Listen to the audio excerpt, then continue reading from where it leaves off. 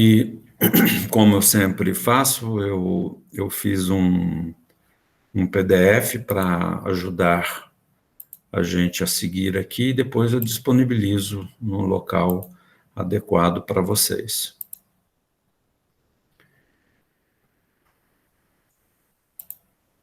Então, aqui, ó, vícios da cultura política brasileira. Eu elenquei vários vícios. O primeiro deles, gente, não é o primeiro deles, é uma introdução. A sociedade brasileira avançou na sua prática política, mas ainda paga um tributo à sua herança passada.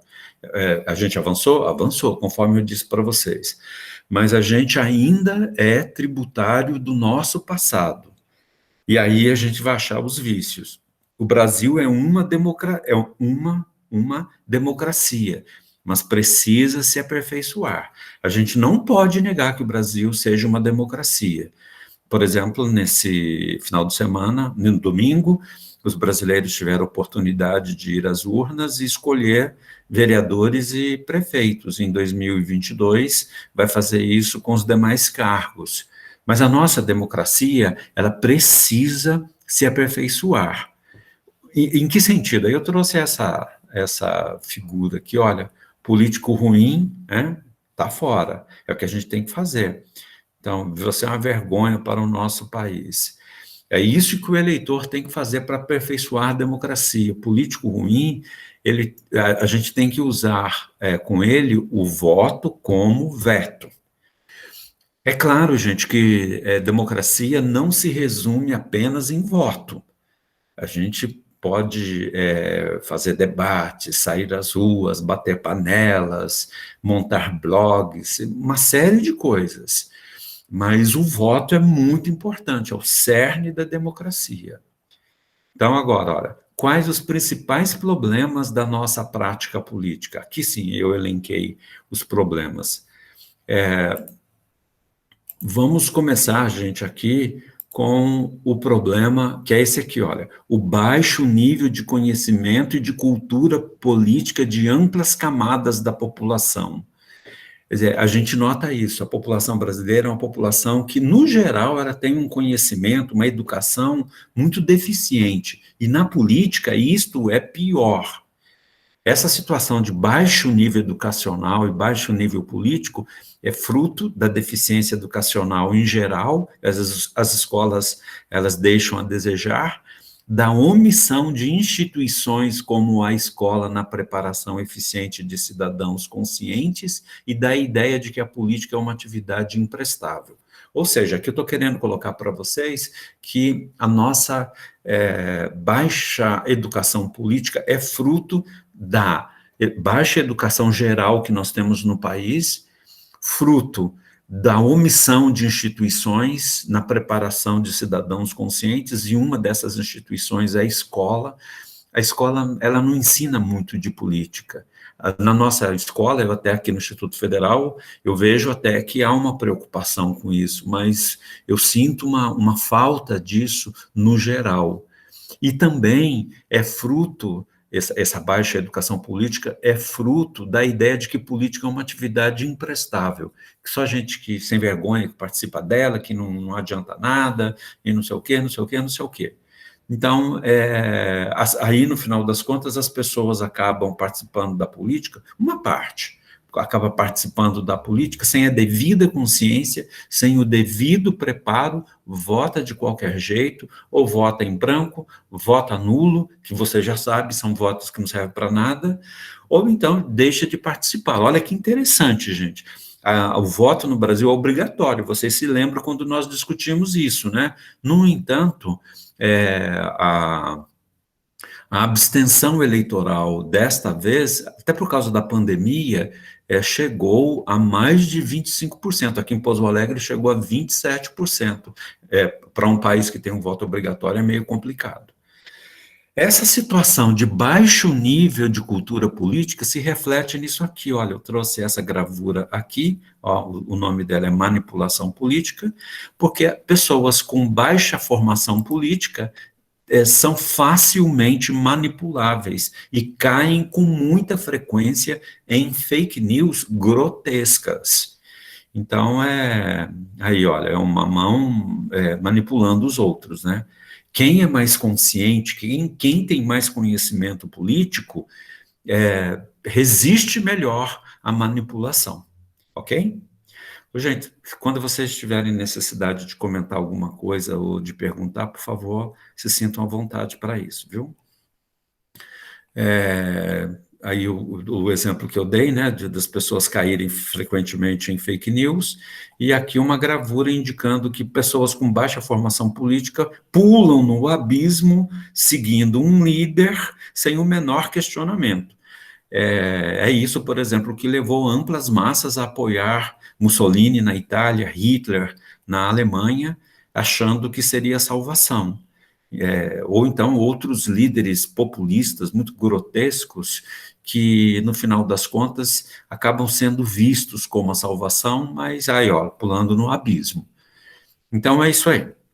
E para concluir esse primeiro ponto, eu coloquei aqui, ó, nós votamos com o coração, com o fígado, não com a cabeça, e votamos com baixo grau de informação.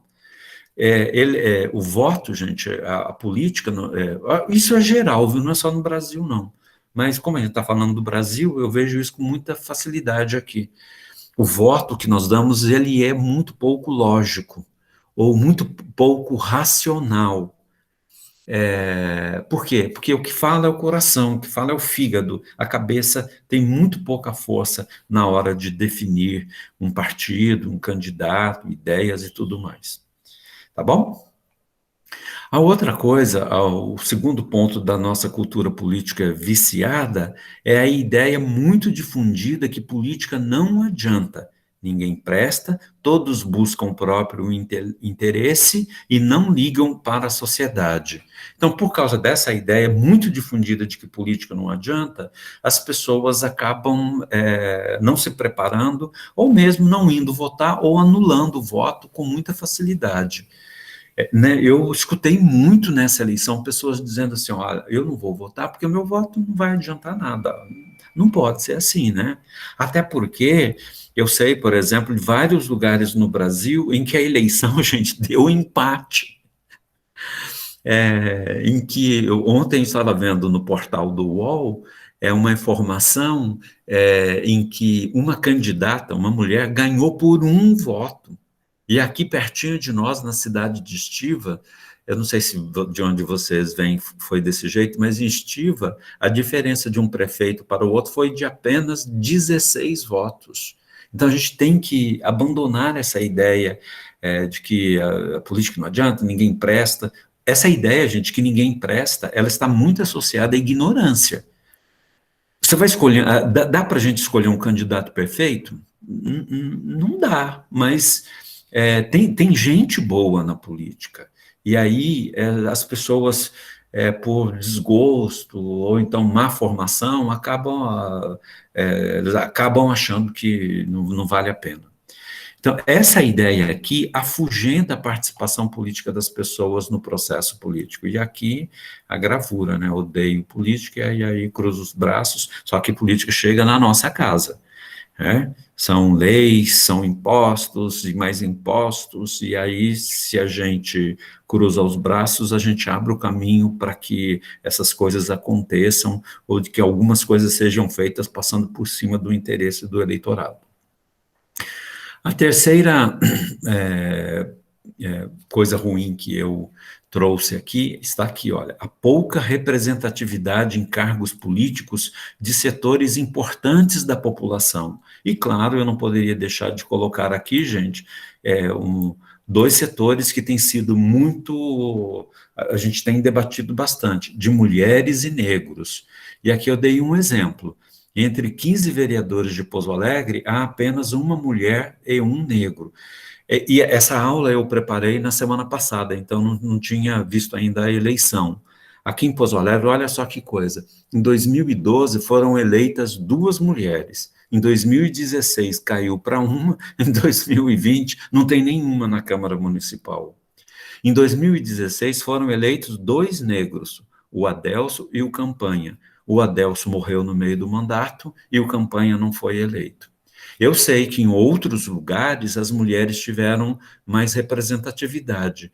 Os negros não tanto, mas as mulheres tiveram mais representatividade. Em Lavras, por exemplo, eu vi que foi eleita uma prefeita, e a segunda colocada é a mulher. E entre os 17 vereadores de Lavras, 4 são mulheres. Eu sei, por exemplo, do resultado de Estiva, que as duas, são 9 vereadores, as 2 primeiras colocadas são mulheres, mas se você compara isso com 50%, mais de 50% do eleitorado brasileiro é composto de mulheres, então há uma baixa representatividade. Negro, então, nem se fala, né? A gente está começando a discutir agora essa questão. Então é isso aí, olha, alguns setores da população têm baixa representatividade na política. E isso é ruim, porque eu acho que não faz jus a essa divisão da sociedade. Isso não quer dizer, gente, que por ter mulher e por ter negro participando da política, as coisas vão ser melhor. Isso não quer dizer, não é automático.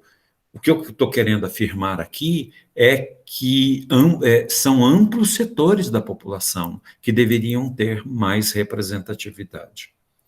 Uma outra questão que eu trouxe aqui para a nossa reflexão é a visão corporativista da sociedade. O que significa isso? Significa, vou terminar de ler. É mais comum olhar o grupo, a categoria e a classe social a que o político pertence e não os interesses gerais da sociedade. Exemplo disso para ficar bem entendido. É preciso fazer reformas? Tudo bem, desde que não mexa na minha situação. Isso se chama corporativismo. Significa o seguinte, a gente olha para o corpo a que a gente pertence. Se eu sou militar, eu olho para o meu corpo. Se eu sou juiz, para o corpo, a categoria corpo a que eu pertenço. Se eu sou servidor público, eu olho para a categoria. E aí eu não abro mão de nada. Eu esqueço o geral para focar o corpo. Então, é tipo assim, olha, que se dane o Brasil, mas a minha categoria tem que ser salva. Todos os dias vocês podem ver coisas assim na nossa sociedade. Eu trouxe aqui um exemplo de um magistrado, da justiça brasileira, que é um dos setores mais privilegiados, eu acho que é o mais privilegiado de toda a estrutura social brasileira. Tem férias de 2 meses, uma série de privilégios, auxílio paletó, auxílio livre, auxílio creche, um punhado de auxílios, ganha bem e não abre mão de nada. Então, aqui, olha, a charge, né? Entenda, ó pobre mortal, teus direitos são privilégios, meus privilégios são direitos. Isso, é claro que é ruim, mas o problema principal é que a gente não consegue focar o país como um todo. A gente olha para a categoria e quer que ela continue sendo privilegiada. Isso se chama, gente, corporativismo. E aqui eu trouxe um outro exemplo, o fim do foro privilegiado, que é uma luta que tem sido feita no Brasil para que pessoas muito graduadas ou, sobretudo, políticos não tenham foro privilegiado. A gente avançou um pouquinho nisto, mas o fato, por exemplo, dos políticos lutarem para terem foro privilegiado mostra que isso aqui pode estar ligado à preservação de privilégios. Essa discussão é um pouco mais complexa, mas na falta de tempo eu vou deixar por aqui, ó, foro privilegiado, então é complicado isso. Um outro problema que eu trouxe aqui para a nossa reflexão é a fragilidade dos partidos políticos. Veja bem, gente, o sistema eleitoral brasileiro, como eu já expliquei para vocês em outras aulas, ele é centrado em partido político. Por isso, eu acho que vocês já sabem disso, porque a gente já discutiu, a gente não tem candidatura avulsa no Brasil. Alguém que quer se candidatar sem pertencer a partido político. Nos Estados Unidos tem, no Brasil é proibido. Por quê? Porque partido é a pedra central da nossa estrutura política. E o outro problema, outra questão ligada a isso, é que muitas vezes alguns candidatos alcança um número grande de votos, mas como o partido não alcançou o quociente eleitoral, ninguém é eleito. Aqui em Pouso Alegre, tenho certeza nas cidades Congonhal, Estiva, Conceição dos Ouros, possivelmente, isso deve ter acontecido. Mas aqui em Pouso Alegre, olha só que coisa, uma psicóloga negra, eu esqueci o nome dela agora, do PT, teve quase 1.000 votos, 900 e alguma coisa. Ela tem mais votos do que os 3 últimos vereadores eleitos para a Câmara de Pouso Alegre, mas ela não entrou. Por que não entrou? Porque o partido não alcançou o quociente eleitoral. Quer dizer, o sistema político brasileiro está calcado na ideia de partido. Porém, vocês vão ver agora na frente, com poucas exceções, os partidos são instrumentos para candidaturas. Então, por isso, as trocas de partido são muito frequentes. A gente troca de partido como troca de camisa. Tem exceções? Tem. Por exemplo, alguém que é do DEM, a tendência é se manter nesse campo. Alguém que é do PSOL dificilmente vai mudar de partido. Alguém que é do PT pode até mudar de partido, mas você sabe que ele vai ficar ali. Alguém que é do Novo, por exemplo, pode mudar de partido? Pode, porque a lei permite, mas a tendência dele é ficar ali. Mas fora isso, gente, é uma troca de partido político, que é uma coisa absurda. Eu dei um exemplo aqui, olha, dos 15 vereadores de Pouso Alegre nesta eleição, 2 não se candidataram. Eu preparei ela na semana passada. Dos 15, 2 não se candidataram e 1 será candidato a prefeito, foi candidato a prefeito, que é o André. Sobraram 12, né? Dos 12 restantes, apenas 1 não mudou de partido. Todos os outros mudaram de partido.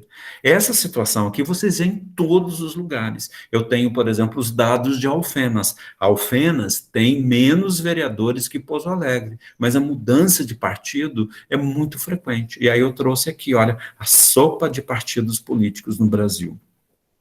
Eu também não tenho tempo para falar para vocês, mas eu quero dizer que essa sopa aqui, olha, tende a diminuir nos próximos anos por causa da lei chamada cláusula de barreira. Partidos que não alcançarem um determinado número de votos na eleição de 2022 vão perder recursos financeiros, tempo de televisão, e aí a coisa vai ficar mais difícil para eles. Isso já aconteceu na eleição de 2018. Alguns partidos não conseguiram ultrapassar a cláusula de barreira e por isso ficaram sem recursos. Vou citar tem vários, mas tem um que vocês conhecem, a Rede, o partido da Marina Silva. Então, no final das contas, partido político, gente, acaba sendo assim, mais uma capa. Não dá para candidatar por esse, então eu mudo para aquele. E tem exceções? Tem, mas é no geral o que acontece no Brasil. E aqui a corrupção frequente causada por uma visão personalizada da política tributária do patrimonialismo. Esse conceito aqui é um conceito que vocês devem dominar, viu? Seja na vida de cidadãos, seja, gente, para se preparar para os vestibulares, que às vezes aparece bem essa palavra. Patrimonialismo é um conceito que designa isso aqui, olha, entre parênteses, a confusão entre o que é público e privado. Ou seja, políticos, não só políticos, mas sobretudo políticos, acabam às vezes se apropriando indevidamente daquilo que é público, usa o que é público como se fosse pessoal. Isso, gente, que se chama patrimonialismo, frequentemente descamba para a corrupção. Então, aqui, olha, um livro importante que fala disso, As Múltiplas Faces da Corrupção e Seus Efeitos na Democracia Contemporânea. Isso é muito grave, porque, na verdade, eu vejo assim, olha, que muito do desencanto de alguns setores da população com a política é por causa disso, olha, o pessoal é muito corrupto, não sei o quê. Então, corrupção é um câncer para a democracia, é um câncer para a sanidade política. E aí é preciso ter muito cuidado com isso. Isso aqui é uma gravura que eu trouxe do Instituto Não Aceito Corrupção, e vocês podem ver aqui, olha, a amizade e o dinheiro aí para facilitar as coisas. E aí, já no final, mudanças contínuas de legislação. Isso causa instabilidade. Primeiro eu vou falar disso aqui, olha, no Brasil, gente, a legislação, de uma maneira geral, mas como eu estou falando de política, a legislação política eleitoral muda demais. Então, eu me lembro que em abril, em março, eu estava falando para vocês de como é o cálculo para eleger vereador, deputado estadual e federal. Em abril, veio uma lei que mudou algumas coisinhas na forma como eu estava ensinando para vocês, só que eu ensinei no mês de março. Em abril, a lei foi aprovada.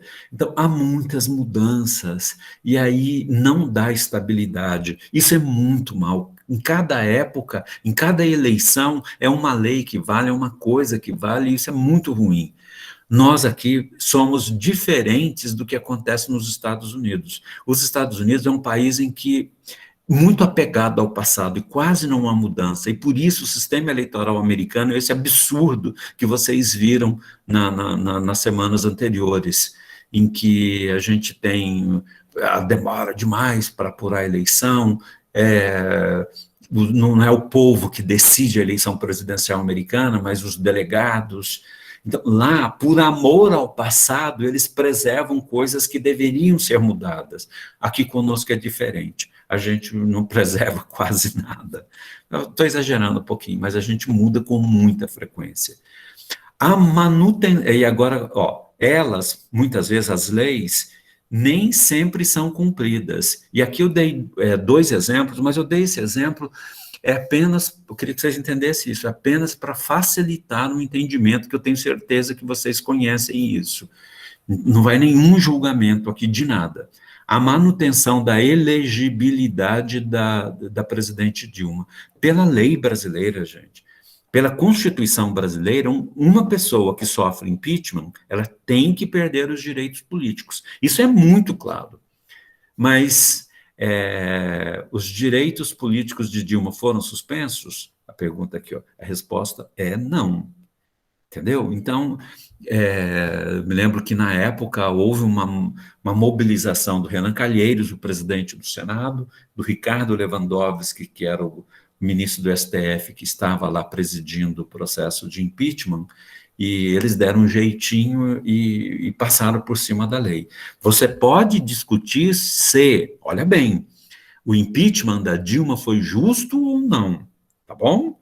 Mas uma vez que sofreu impeachment, ela, como qualquer outra pessoa, tem que perder os direitos políticos. Mas no Brasil é uma esculhambação que é absurda. E o outro exemplo que eu trouxe aqui para vocês já é no governo Temer. Quando a Dilma caiu, Temer assumiu, e aí tinha um processo para ser julgado no Tribunal Superior Eleitoral.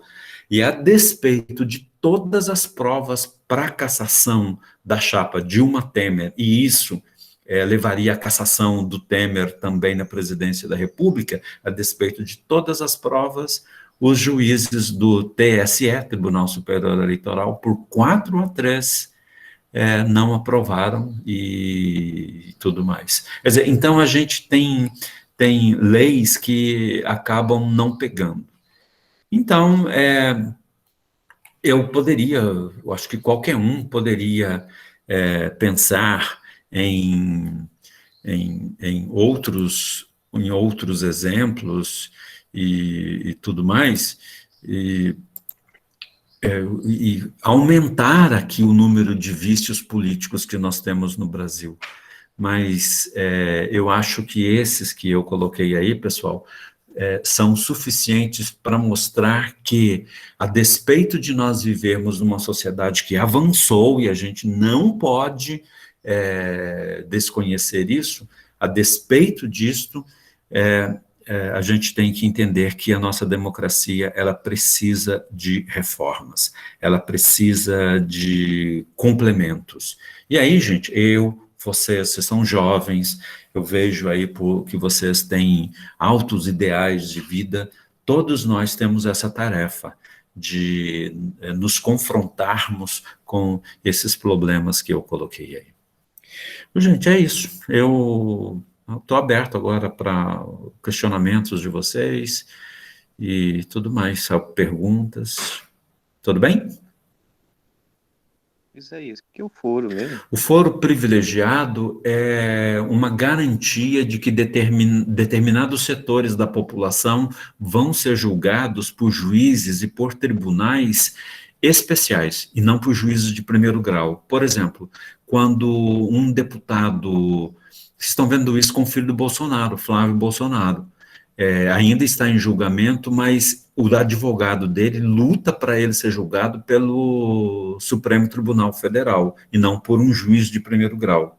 Foro privilegiado é ter um juiz ou um tribunal que julga determinadas pessoas e não um juiz das cidades, como Rio de Janeiro, Pouso Alegre e tudo mais. Como qualquer um de nós que cometer algum problema vai ser julgado. Ok, Felipe? Entendi. Certo, tudo certo. Mais alguém, gente?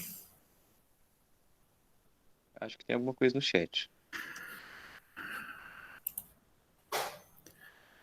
Isaías, vou começar aqui de baixo tranquilo, tudo ok. Isaías, pelo fato de termos, Giovana, temos deixado o nosso passado de lado, perdoando tudo que ocorreu na ditadura, você acha que isso contribuiu para perdermos interesse pela política, por não conhecermos a luta que houve?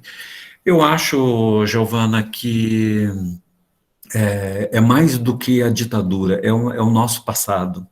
O passado nosso, o passado histórico nosso, ele é muito forte, e aí ultrapassa a ditadura. Essa questão da ditadura que você colocou aí contribui para isso, para essa situação de não punição de quem é culpado. Eu vejo que sim, mas não é só ela, é uma coisa mais longínqua, sabe? Lá da nossa consciência coletiva, ou querendo ir mais longe, até do nosso inconsciente coletivo. Desde o início, né? Lembra das aulas lá de cultura política do Brasil, colônia? Sabe, essa coisa assim de muito personalista, essa coisa de achar que o Estado é meu, a lei não entra, não ultrapassa a porteira da Casa Grande. Mas você tem razão, a falta de olhar mais fortemente para essas questões da ditadura contribuiu, mas não é só isso, ok? Aí, em Congonhal saíram, que também reeleição por muito pouco. Beleza. Oi, Isaías. Oba! Você comentou sobre a questão da instabilidade política, mas você também não acha que essa questão da nossa falta de educação política contribui muito com isso? Por exemplo, a gente elege um partido mais liberal para o judiciário e um partido mais conservador para o executivo, sem perceber essas ligações que um tem que estar de acordo com o outro. Então, Giovana, mas aí é uma coisa complicada, sabe? Eu entendi o que você colocou, que às vezes é um voto meio Frankenstein, né?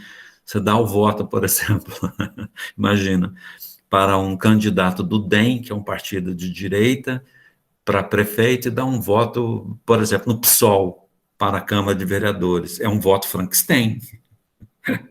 Por quê? Porque dificilmente o vereador que você votou, se isso acontecer, né, vai apoiar o prefeito em que você votou. Então, eu acho que, de certa forma, é isso mesmo que você colocou. Mas a lei permite isso, né? Então, se a lei permite que o eleitor faça uma salada na escolha. Quando é a eleição para presidente, então a salada é maior. Você pode escolher presidente de um partido, governador do outro. Meu Deus do céu. Eu acho que quanto mais consciente nós estivermos, mais coerente vai ser o nosso voto. Então, você pode escolher, por exemplo, de prefeito a vereador, não precisa ser do mesmo partido, mas pode ser do mesmo campo. Quem gosta da esquerda, votar no mesmo campo da esquerda. Quem gosta da direita, votar no mesmo campo da direita. Entendeu? Então, ou então votar em legenda, que eu já expliquei para vocês. Você pode votar na legenda MDB, 15 para prefeito e 15 para vereador. Aí o voto fica mais coerente. Mas isso, como você disse, vem muito mais da cultura política das pessoas. Quem não conhece nada nem sabe que isso é permitido. Ok? Mais alguma coisa, gente? Pessoal, então é isso. Aí, qualquer dúvida, vocês podem me mandar e-mails, ou então amanhã, parece que eu tenho de 12 horas às 13, eu tenho horário reservado para atendimento de vocês, seja em filosofia, seja em sociologia.